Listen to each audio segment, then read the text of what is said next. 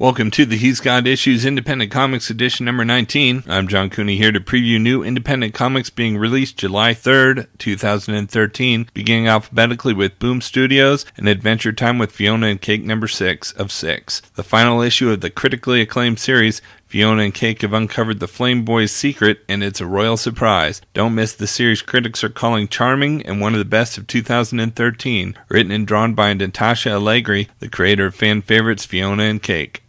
Next, we've got Aliens vs. Parker number 3 of 4. With the badass Space Marines all but messily decimated, the slacker crew of SpaceX have to figure out how to stop almost accidentally killing each other with guns they don't know how to use, so as to not die by the teeth, claw, and frenzied limbs of aliens that definitely know how to use them.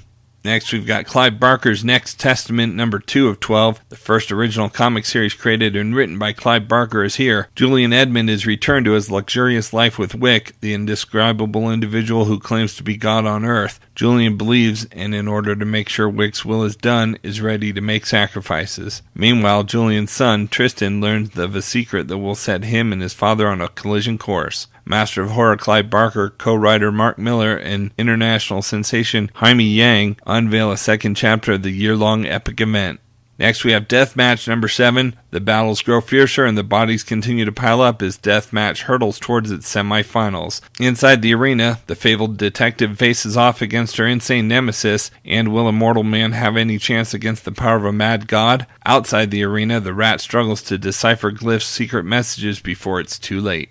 We've also got Garfield number 15, Hide Your Teddy Bears, and of course the lasagna. As summer heats up, make sure you've got all the essentials for the day at the beach. Sunscreen, a swimsuit, and the latest issue of Garfield. This month, guest artist Genevieve FT joins us for the backup story and this month's cover. Enjoy a lazy summer day with the fat cat. We've also got Polarity number 4 of 4. Did Tim really think that he was the only one? What destruction could other mental illness powers hold? With Tim being only as powerful as he is insane, he's going to have to get a little crazy to save the happiness he's finally found, as he goes up against the mental cases Maze has up his sleeve. Each issue comes with a free download of a new original song written and performed by Max Bemis. And we've got Suicide Risk number 3, When There Are Only Villains, Being a Hero Makes You a Suicide Risk. Barely able to grasp the unexpected turn his life has taken, Simple Beat cop Leo Winters launches his own off-the-books investigation into the supervillains that decimated his unit and put his partner in the hospital. With little to go on but the image of Memento Mori turning people into dust with all but a touch, Leo must delve into her past to discover the key to his future. From Dark Horse Comics, we've got 47 Ronin number 5 of 5. Mike Richardson and Stan Saki's breathtaking account of Japan's most famous historical legend reaches its extra-length conclusion as Lord Asano's loyal retainers take their revenge. The epic finale, special oversized final issue for the same low price. Next, we've got Abe Sapien number 4, The New Race of Man part 1 of 2. While on the run from the Bureau, Abe makes his way to the Salton Sea, where he encounters a bizarre egg-worshipping cult. Next, we've got Catalyst Comics number 1 of 9, straight from the glory of comics' greatest world. Frank Titan Wells, Amazing Grace, and the Agents of Change are back, baby, but you've never seen them like this. Superhero Comics gets a back alley facelift as these very different champions confront cosmic threats and personal demons, and it all starts at the end of the world as we know it. We've also got Emily and the Strangers number 3 of 3. After winning a magical guitar and gathering other musicians, Emily should have everything she needs to start a contest-winning band. The sound is promising and Emily's got the perfect song to perform, but there are still a few more lessons about harmony to learn and some freaky elements to add into the mix. Time to have that seance and evoke the spirit of a long-lost musical genius to ask for help. Join Emily and her new friends on a journey into the true heart of rock and roll. Conclusion of this hard-rocking Emily series. Next, we've got Michael Avon Oeming's The Victories number 3 of 5, Transhuman part 3. An alien invasion, an airborne flesh-eating disease, and an onslaught of death brought forth by the bull-horned cannibal known as Tarkus are just a few of the many deadly plans the mysterious cabal known as the Advisors have set loose against our heroes. And we've got Mr. X Eviction number 3 of 3. Dean Motter's reintroduction of his classic character comes to a dynamic conclusion as Mr. X's mission to cure Radiant City's madness approaches its deadly end. The new city government, under the control of a devious cabal, seeks to envelop the entire world in a disastrous new conflict. Features an additional standalone tale from Radiant City. From Dynamite Entertainment, we've got Bionic Woman number 10, the conclusion of the Fembot War in Russia, with the Bionic Woman caught in the middle. And when all hell is breaking loose in Mother Russia, will Jamie be forced to be a Mother Fembot? It's the hardest decision of Jamie's life when her mind is the key to Fembot salvation, but her finger is on the trigger of Fembot annihilation. Next, we've got Jennifer Blood, First Blood, number 6 of 6. Jen has taken her first solid steps on the road to revenge, and she knows that if she's to survive, she has to see this through to the end. And that means finally dealing with Wendell Cortland, a man she's known since she was 5 years old. There's no going back now. She must set aside her old life and fully embrace what she knows she must become, Jennifer Blood. Next, we've got Jim Butcher's The Dresden Files Ghoul Goblin, number 5 of 6. Harry Dresden comes to rural Boone Mill, Missouri, to free the star-crossed Talbot family from the curse that's nearly wiped out the bloodline. Unfortunately, his only two allies have been fired from the local police force and revealed as a carnivorous ghoul, respectively. Oh, and he's been arrested, leaving the aforementioned Talbots virtually defenseless against the supernatural creatures hunting them. Aside from that, things are great.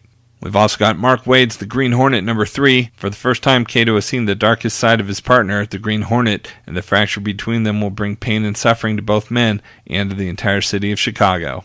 Next, we've got Owl, number 1 of 4. Fear of the Shadows, the Owl has returned. Lost for 50 years in the ethereal limbo, the Owl has come back to find a violent and desperate world of strangers. The woman he loved is gone, but he remains determined to continue his fight for justice. Can the Owl withstand the challenges awaiting him, or will his new reality crush his body and spirit? We've also got Red Sonja, number 78. Crimson Well, Part 3 of 6. Secret plans are revealed and the tables begin turning, but Sonja and her allies may have woefully underestimated the Dark Prince. Blood and Steel will play a part, as they always do, but this issue's real battle will be won by the warrior with the strongest will. And we've got Shadow, number 15. The Shadow has come face to face with the killer known as the Light and barely managed to survive the encounter. Who is this mysterious woman? Where has she come from? And how has she gained mystical skills and martial abilities that make her a match for the weird Avenger of the Night himself? From IDW, we've got G.I. Joe Special Missions number 4, Crush Depth concludes. The hand-picked G.I. Joe team takes on a hazardous mid-ocean assault in the middle of the violent tropical storm system. Aboard the ship skippered by the Baroness, a mutiny threatens to wrest control of Cobra's booty. And dropping right into the middle of this perfect storm is a unit of Serpentor's fanatical coil assassins. Will the Special Missions team play both sides against the middle or be caught in a deadly vice of intrigue?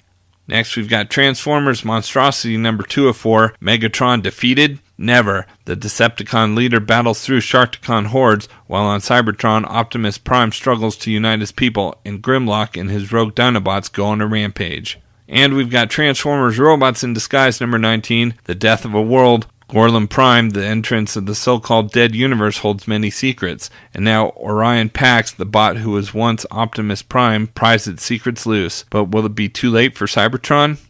From Image Comics, we've got Age of Bronze number 33, Betrayal Part 14. Diomedes wants to get into Cressida's pants. Cressida's father is doing everything he can to make that happen. Meanwhile, on the Trojan city walls, Troilus waits and waits and waits until his final battle with Diomedes.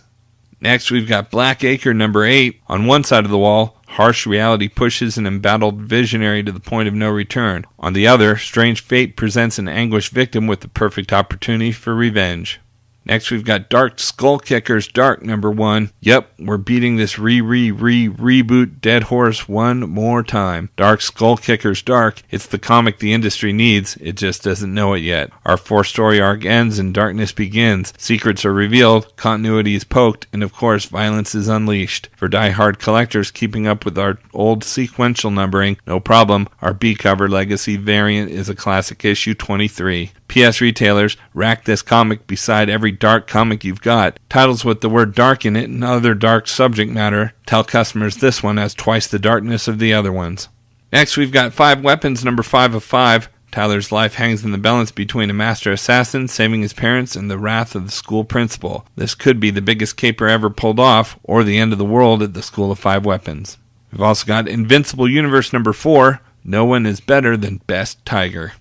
Next, we've got Mice Templar 4, Legend number 4, Tosk's Tale. Carrot confronts the full pantheon of gods and discovers the shocking truth behind the prophecy, his destiny, the Dark Winter's dream, and his young growing legend.